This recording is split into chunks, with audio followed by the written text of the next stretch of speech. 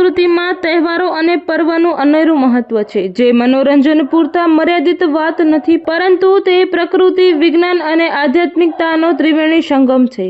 હોળી અને ધૂળેટીનું પર્વ માનવ જીવનમાં નવી ઉર્જા, ઉલ્લાસ અને સંગઠનની ભાવનાનો સંચાર લાભ લાવે છે. જે ધૂળેટી પર્વ મોરબીમાં લોકોએ મન ભરીને માણ્યું છે.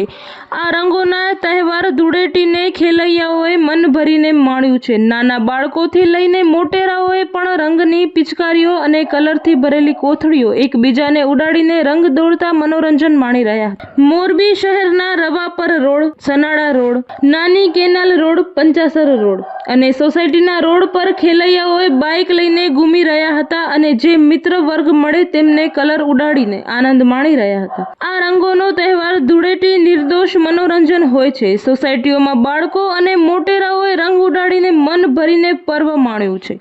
એકંદરે સમગ્ર વાતાવરણ અને સુમેળ ભર્યું જોવા મળ્યું હતું. લોકોના મુખ ઉપર અનેરો આનંદ અને હર્ષોલ્લાસ જોવા મળ્યા હતા. Report by Shrikant Patel, Morbi.